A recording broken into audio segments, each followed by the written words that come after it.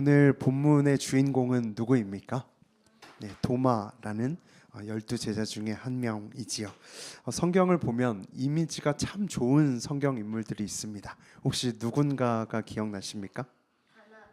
바나바. 맞네요. 바나바라는 이름이 있고 또 어떤 성경 인물이 좀 이렇게 기억에 남습니까? 착한 이미지로?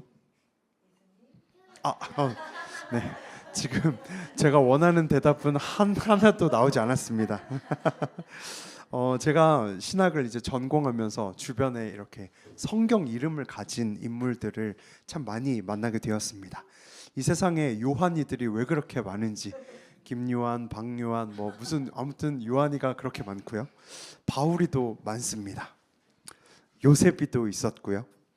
이삭이랑 노아도 변변치 않게, 심심치 않게 보였습니다. 여성분들 경우엔 어떤 이름이 조금 인기가 있을까요? 에스더라는 이름이 되게 많습니다. 우리 메시지 처치를 팔로우하고 있는 2,200명 중에 5명이나 에스더라는 이름이 있고요. 마리아라는 이름도 있고 한나라는 이름을 가진 사람들도 있습니다. 뭔가 그들의 삶이 신실했거나 투철했거나 순교를 했거나 되게 잘 살았던 사람들, 저희들은 그런 사람들의 이름을 따다가 나의 자녀의 이름으로 짓기를 좋아합니다. 그리고 우리들은 그런 이름을 가진 사람들을 만나면 어떤 인식이 좀 있죠? 믿음의 가문인가 보다. 저 사람의 믿음은 아주 조금은 그래도 보장된 믿음이 있겠지라고 하는 그 일말의 기대를 하는 그런 보장해주는 시선도 있습니다. 그런데 혹시 이름이 도마인 사람을 보셨습니까? 제 이름이 만약에 마지영이 아니고 마도마라면, 네? 우리 이강진 집사님께서 성함이 이도마라면 어땠을까요? 도마라는 이름으로 살다가 행여 그 사람이 의심이라도 했다가는 어휴, 저 사람이 저럴 줄 알았지라고 이야기하지 않을까요? 그 어저께나 오늘이라라고 하는 그 찬양 아시죠? 거기 3절 가사에 보면 의심 많은 도마에게 확신 주시고라고 하는 가사가 있습니다. 우리는 도마를 이렇게 노랫말에까지 불러 집어넣고 부르니 저희들이 가지고 있는 고정관념은 도마는 의심쟁이고 영성 없고 수준 낮은 제자로 보는 그런 경향이 있습니다. 오늘 본문에서도 도마는 그 부활을 의심했다는 이유만으로, 그 부활을 믿지 않았다는 그 한 장면만으로 이 도마를 굉장히 이미지 안 좋은 사람으로 밀어붙였지요. 성경에서 이미지가 가장 안 좋은 사람이 누군지 아십니까? 가룟 유다라고 하는 사람입니다. 예수님을 얼마에 팔았죠? 은삼십에 팔아치운 사람입니다. 그런데 우리는 그동안 이 도마라고 하는 인물을 거의 가룟 유다급으로 처리해 왔다고 봐도 과언이 아닙니다. 혹은 가룟 유다 바로 아래 부류 정도로 그렇게 나쁜 놈으로 우리는 보고 있습니다. 저는 오늘 여러분들과 함께 이 도마가 그렇게 나쁜 놈이 아닌 것을 한번 묵상해 보려고 합니다. 이 도마 다시 보기라고 하는 건데요. 이 도마에 대해서 조금 더 살피고 진짜 그 사람이 의심이 많았는가에 대해서 한번 나누고 싶습니다. 오늘의 이 말씀을 통해서 그 도마라는 인물 안에서 여러분 안으로 하나님의 음성이 들어갈 수 있는 축복이 있기를 주님의 이름으로 소망합니다. 자, 본격적으로 말씀 읽고 시작하도록 할 텐데요. 오늘 본문 말씀의 시작절 읽겠습니다. 시작.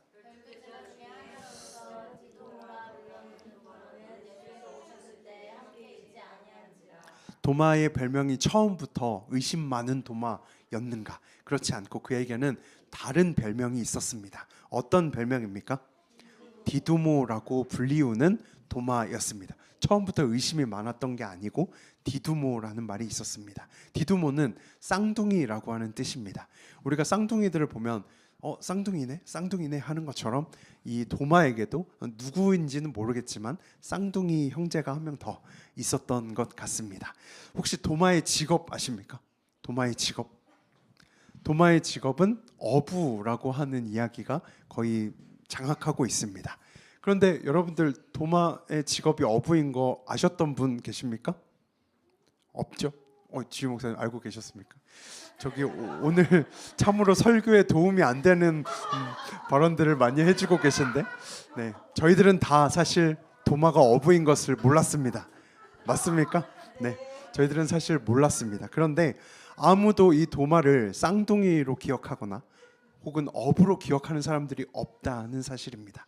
다 의심 많은 도마로만 생각하고 있습니다. 그러면 제자 중에 도마만 의심이 많았는가? 아닙니다. 왜냐하면 예수님의 부활 당시 그 예수님의 부활 사실을 모든 제자가 믿지 않았습니다.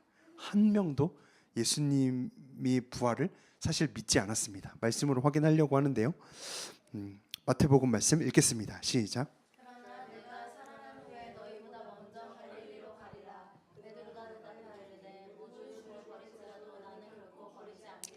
내가 살아난 후에 너희보다 먼저 갈릴리로 갈 거야, 가 있을 거야라고 했을 때 이 말씀 앞에서 한 명도 12제자 중에 한 명도 자발적으로 갈릴리로 간 사람이 없습니다. 나중에 후에 천사가 개입해서 갈릴리에 예수님이 온다, 거기로 가라 해서 그때서야 겨우 움직였지. 이 말씀을 처음 듣고 움직인 사람은 없습니다. 심지어 수제자 베드로마저도 이 말씀 앞에서 나는 결코 주님을 버리지 않겠다라고 호언장담했지만 그날 밤에 하루가 지나지 않아서 예수님을 3번 부인하는 것으로 그 부활 시작을 살아냈던 연약함을 보여준 적도 있습니다. 그럼 다른 제자들은 어떻게 믿게 되었을까요? 이 모든 지금 유다 도마 빼고 다른 제자들은 어떻게 믿게 되었는가? 예수님이 부활하고 나셔서 이 제자들을 찾아와서 봤기 때문에 믿었던 것입니다. 그런데 도마는 함께 있지 않았던 것이죠. 우리 말씀으로 함께 읽겠습니다. 시작.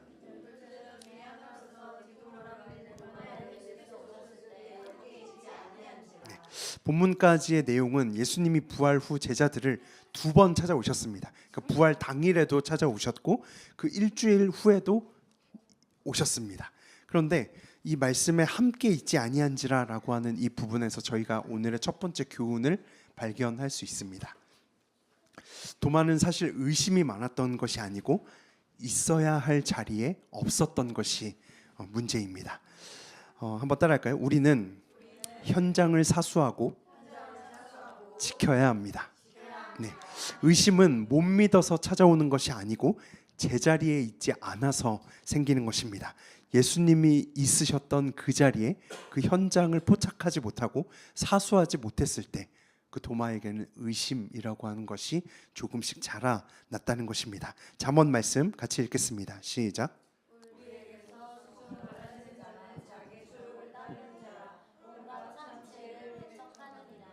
아멘.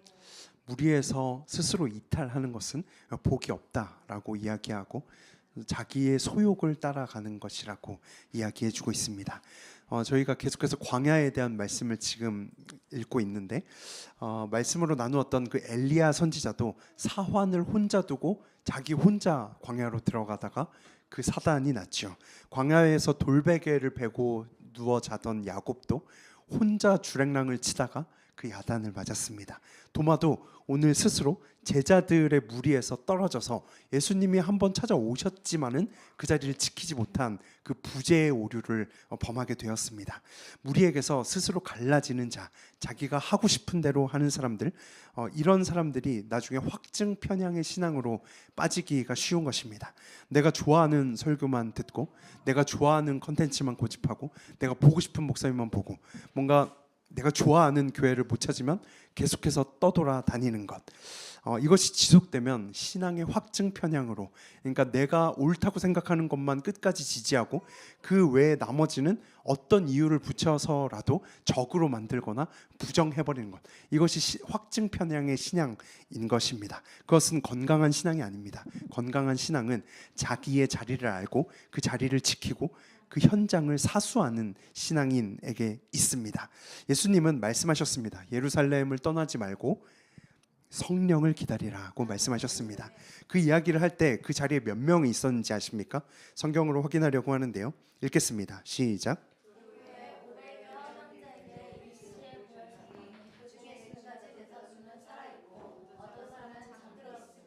네. 기다리라고 하는 그 말, 성령을 좀 기다리라고 하는 말은 최소 500명 이상이 다 들었던 말입니다. 그런데 여러분들도 잘 알다시피 마가의 다락방에서 성령 임재를 경험한 인원은 몇 명입니까? 120명. 딱 120명만 기다렸던 그 자가 성령의 혜택이라고 하는 기름 부으심을 체험하게 된 것입니다. 계속해서 현장의 은혜를 강화하면서 우리 말씀 보려고 하는데요. 누가복음 말씀 읽겠습니다. 시작. 맹인이 외쳐 이르되 다윗의 자손 예수여 나를 불쌍히 여기소서. 맹인이 지금 무엇을 하고 계신지 아십니까? 그 지나가시는 예수님의 현장을 포착하려고 씨름하고 있습니다. 지나가시면 끝입니다. 지나가시는 예수님을 그 현장에서 만나려고 애를 쓰고 있죠. 맹인이 원하는 것은 딱 한 가지였습니다. 보는 것을 원했습니다. 그래서 제가 지나가는 예수님을 붙잡고 보게 해달라고 했더니 예수님께서 어떤 답변을 주셨는지 성경으로 확인해야 되는데요. 그를 과연 보게 해주셨는가? 아니면 더한 선물이 있었는가? 우리 말씀으로 확인하겠습니다. 시작.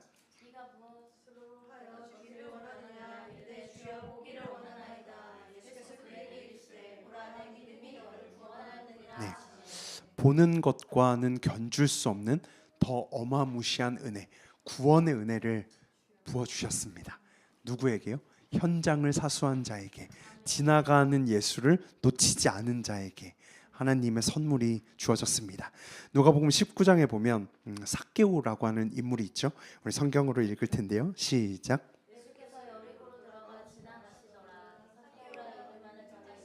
세리장이요 또한 부자라. 삭개오는 예수님이 자신의 동네를 지나간다는 소문을 듣고 어떻게든 그 사건을 그 현장을 사수하려고 애를 썼습니다. 환경은 좋지 않았죠. 곁에 인파가 많았고 삭개오는 키가 작았습니다. 그래서 예수님을 하마터면 그 자리에서 못 만날 뻔했죠. 그런데 그럼에도 불구하고 어떤 열심으로, 뽕나무 위에 올라가는 열심으로 그 현장에서 예수님을 만나고야 말았습니다. 지나가시는 예수님을 놓치지 않았다는 사실입니다. 그때 이 삭개오에게 주어진 선물도 무엇인지 아십니까? 한번 말씀으로 읽겠습니다. 시작.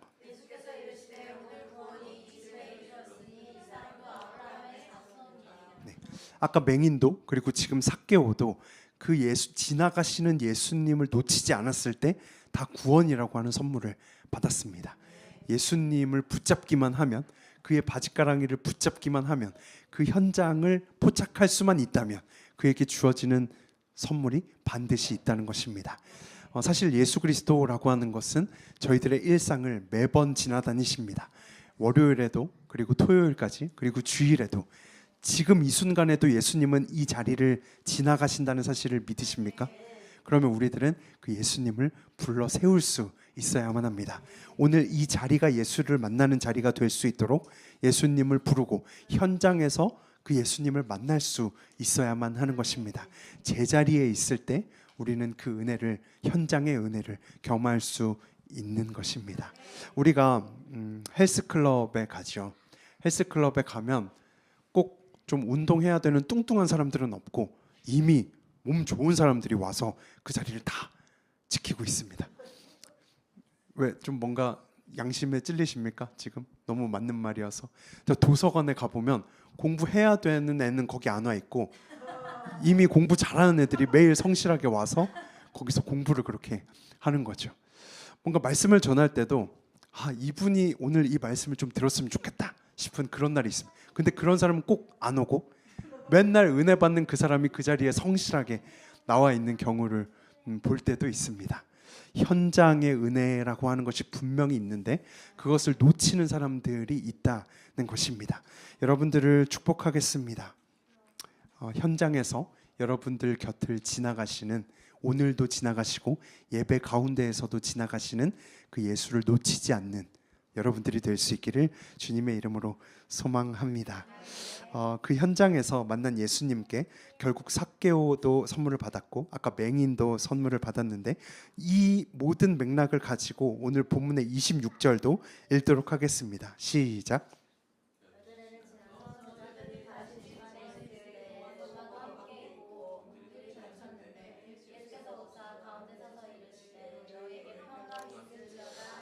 예수님의 첫 번째 방문을 놓쳤지만 여드레가 지난 후 예수님이 다시 오셨습니다. 이때는 도마가 함께 있습니까? 없습니까? 도마가 함께 있다는 사실입니다. 이 자리에서 도마의 의심은 확신으로 변하게 되었고 그의 의심은 다 청산하게 되었습니다. 그리고 진짜 주님을 영접했고 정경에는 나와 있지 않지만 외경이라고 하는 도마 행전이라는 책이 있거든요.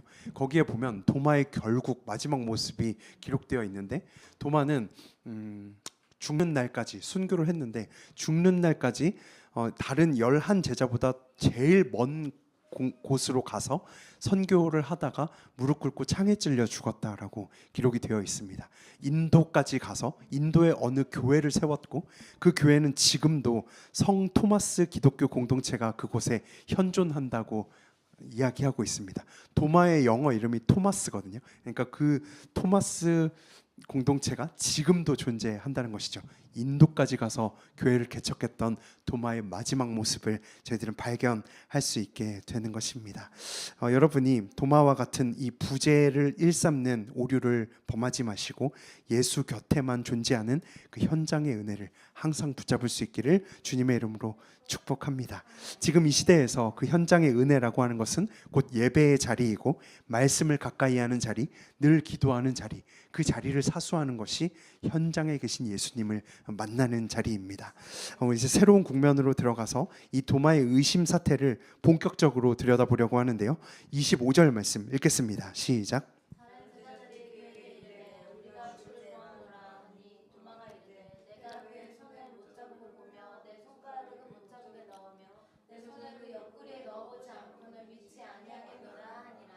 한번 따라할까요? 봐야 믿죠.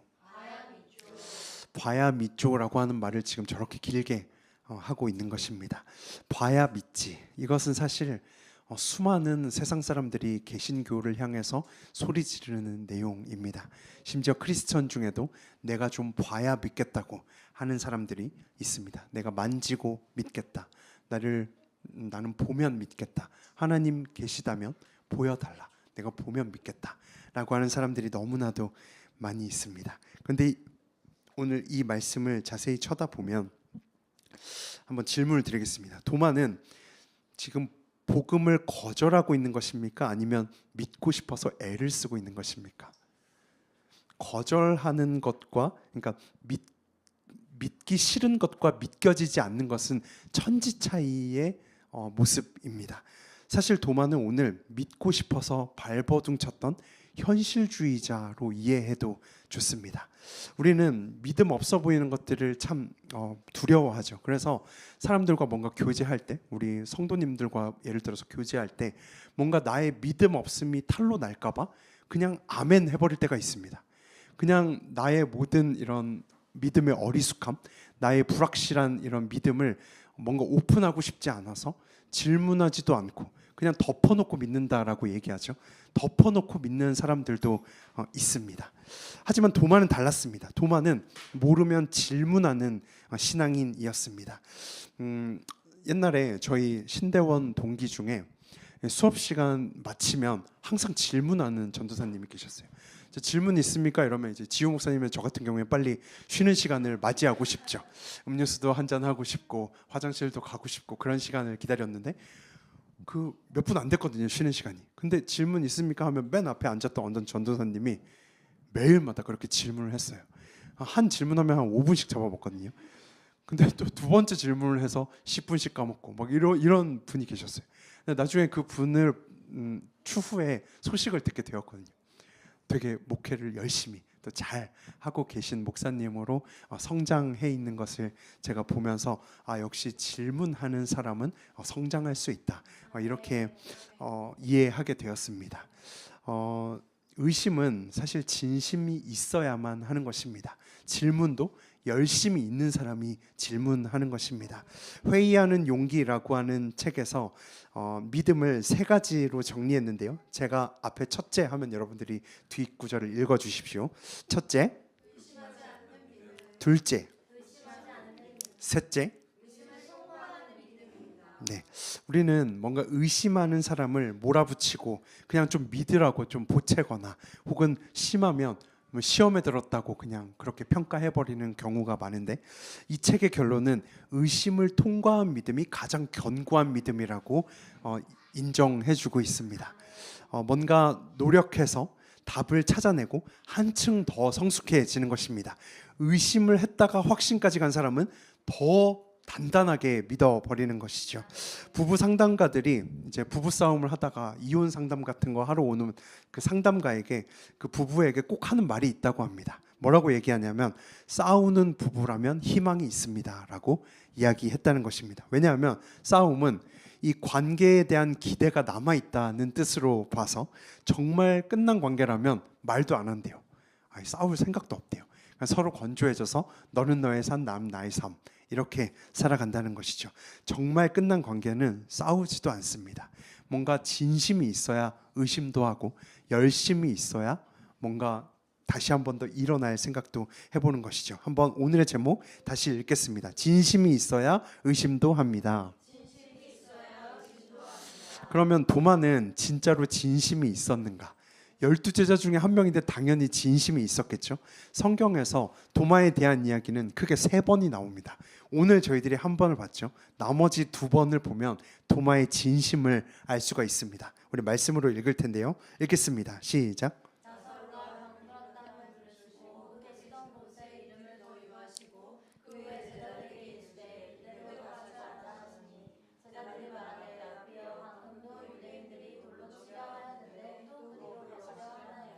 그 유명한 나사로를 살리는 예수님의 사역 장면에서, 자, 우리 유대로 가자라고 이야기했더니 나머지 제자들이 말렸습니까? 아니면은 허락했습니까?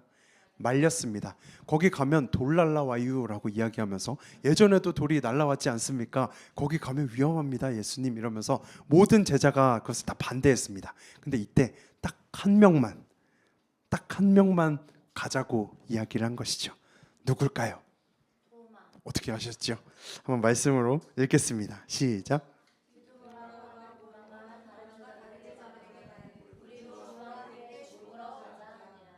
아멘. 이 말씀이 도마의 허세라고 보이십니까? 아닙니다. 이것은 도마의 기세이고 도마의 정확한 진심이며 도마의 믿음이었다고 이야기할 수 있습니다. 도마는 예수님께 진심이었습니다. 그러면 총 3구절 중에 하나 봤고요. 이제 하나만 더 보도록 할게요. 읽겠습니다. 시작.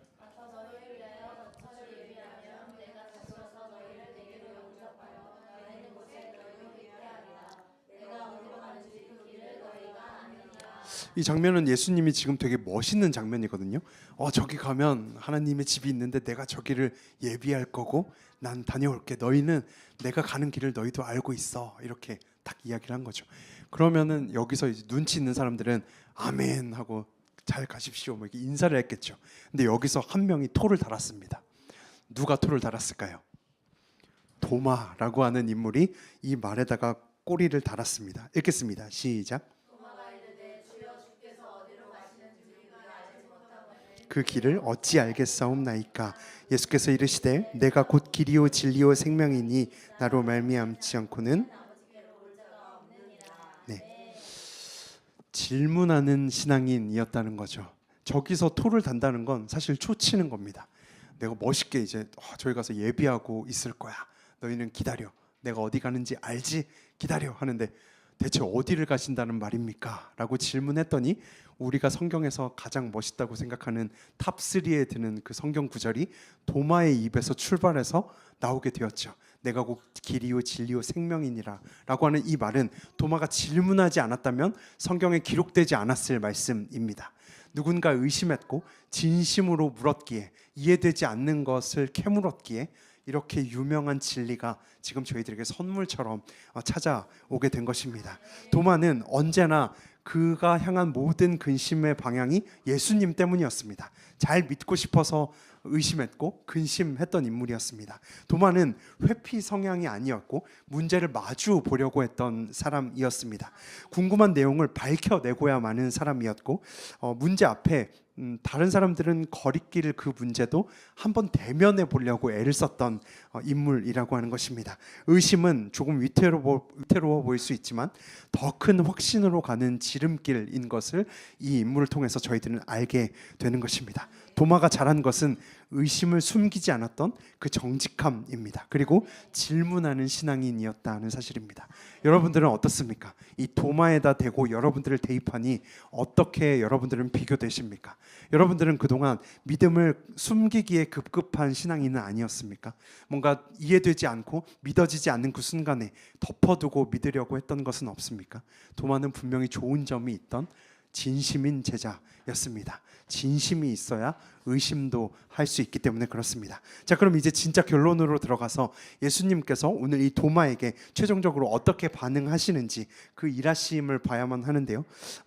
요한복음 20장 말씀 읽겠습니다. 시작.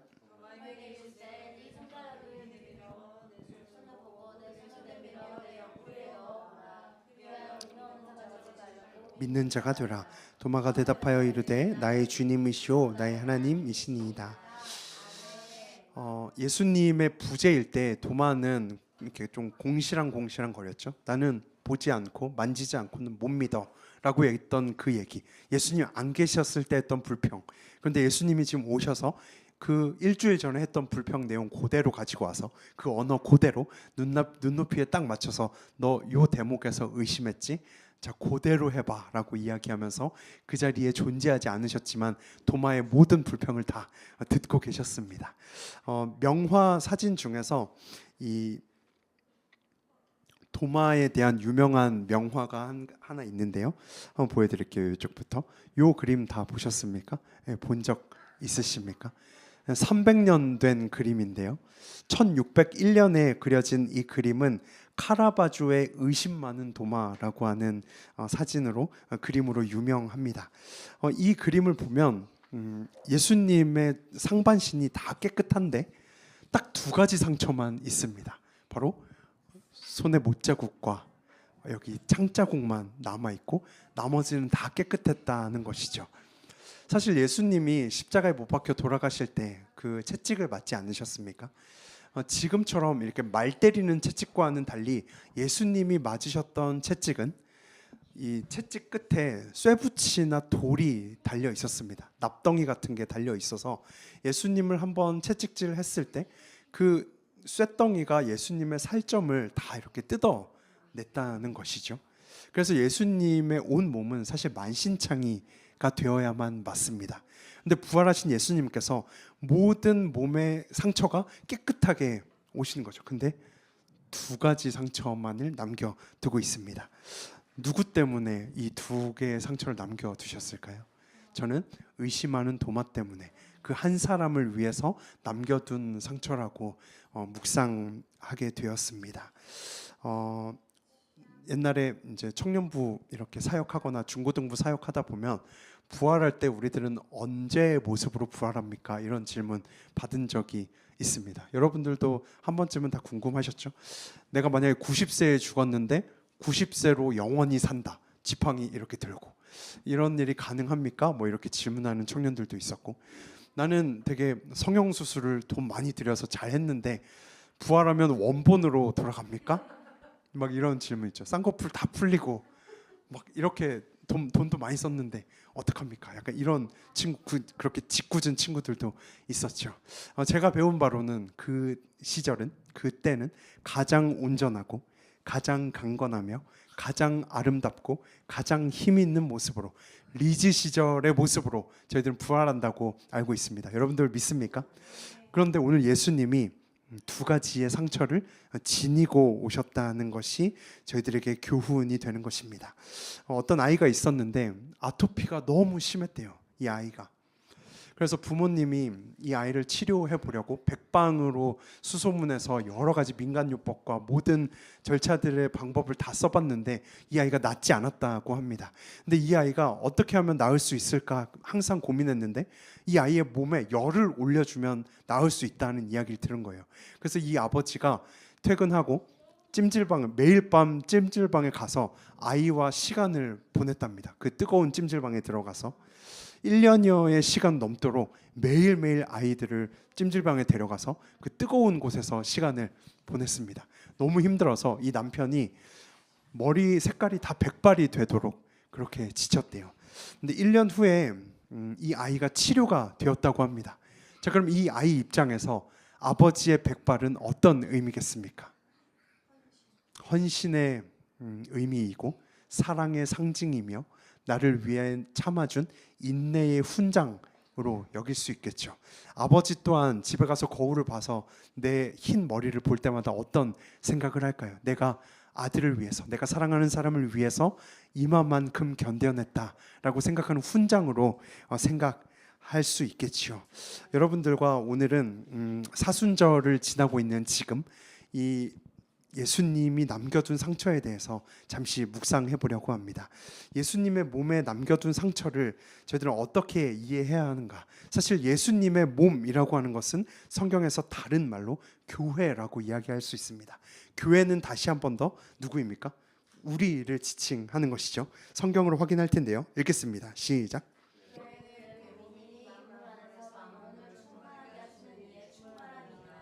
너희는 그리스도의 몸이요 지체의 각 부분이라. 네, 이 두 구절의 말씀을 종합하면 공식이 성립합니다. 한번 따라할까요? 예수님의 몸은 교회입니다. 교회는 우리입니다. 예수님 몸에 난 상처는 우리들의 상처입니다. 교회의 상처입니다. 아멘이십니까? 교회와 예수와 우리를 지금 하나로 묶고 있습니다. 우리는 상처를 받기 싫어합니다. 우리는 교회가 뭔가 좀 깔끔해야 된다고 이야기하고 흠없이 멋있고 세련돼야 된다고 이야기합니다. 멋진 건물에 청소가 좀 잘 되어 있어야 되고 깨끗한 옷을 입고 온갖 시스템이 좀 갖춰질수록 좋은 교회라고 이야기합니다. 하지만 이것은 거꾸로 얘기하면 그리스도의 몸에 상처가 없어야 된다고, 무흠해야 한다고 이야기하는 것과도 똑같습니다. 교회는 사실 상처가 있는 행보를 걸어가는 것이 저희들의 행보입니다.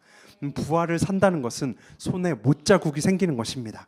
부활을 진짜로 산다면 내 옆구리에 구멍이 패이는 것이 부활을 사는 것입니다. 세상은 왜 저렇게까지 믿어라고 하는 그 구간에서 우리는 예수님을 믿고 사랑하기 때문에 나 때문에 죽으신 그분의 사랑을 알기에 내가 이렇게 온갖 상처투성이가 나도 나는 부활을 산다 라고 하는 것이 신앙인의 행보라고 하는 것입니다. 여러분들은 주님으로 인해서 손해보신 적 있습니까? 주님으로 인해서 뭔가 하대를 받아보신 적이 있습니까? 무시를 받아본 적이 있습니까? 만약에 내 삶에 예수님이 없었다면 내가 이런 대우받지 않아도 될 텐데 내가 왜 예수님을 믿어서 이만큼의 사랑을 실행해야 하는지 그런 생각을 하신 적 있습니까? 그렇다면 여러분들은 상처를 제대로 끌어안고 부활을 살고 있는 중이기 때문에 안심하셔도 좋습니다. 부활을 산다는 것은 상처 그대로를 간직하고 가는 것이기 때문에 그렇습니다. 여러분들이 오늘 내가 주님 때문에 당했던 손해, 그 어려움이 무엇인지 꼭 한번 더듬어 볼 수 있기를 축복합니다. 주님 때문에 당한 손해가 많고 어려움이 많고 억울한 일이 많고 그런 일들이 많이 쌓여 있다면 저희들은 잘 살고 있는 가능성이 큰 것입니다. 도마는 그 상처를 보고 하나님을 주로 시인하고 기뻐했습니다. 오늘의 마지막 말씀인데요. 읽겠습니다. 시작.